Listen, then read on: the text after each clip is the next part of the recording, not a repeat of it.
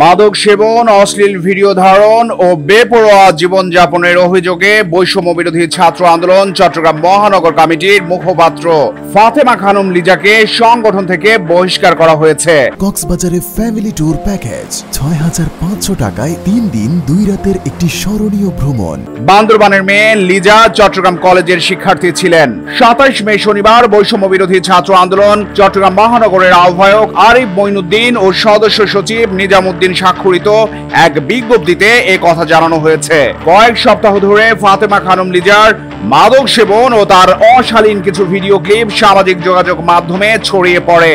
এতে নেট জগতে ওঠে সমালোচনার ঝড়। বিব্রতকর অবস্থায় পড়েন বৈষম্য বিরোধী ছাত্র আন্দোলনের নেতাকর্মীরাও। এরপর বৈষম্য বিরোধী ছাত্র আন্দোলন চট্টগ্রাম মহানগরের নেতারা লিজাকে বহিষ্কারের সিদ্ধান্ত নেন।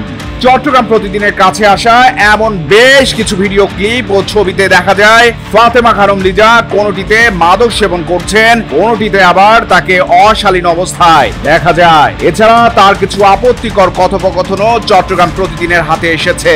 বহিষ্কারাদেশ শিরোনামে ওই বিজ্ঞপ্তিতে উল্লেখ করা হয়, সম্প্রতি বৈষম্য বিরোধী ছাত্র আন্দোলন চট্টগ্রাম মহানগর কমিটির মুখপাত্র ফাতেমা খানম লিজার মাদক সেবন এবং অনিয়ন্ত্রিত জীবনযাপনের ছবি কিংবা ভিডিও সোশ্যাল মিডিয়ায় ছড়িয়ে পড়ে।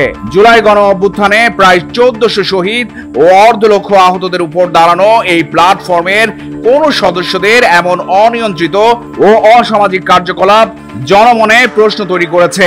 তাই ফাতেমা খানম লিজাকে চট্টগ্রাম মহানগর কমিটির মুখপাত্র পদ থেকে অব্যাহতি প্রদান করা হলো। চট্টগ্রাম প্রতিদিন নিউজ ডেস্ক।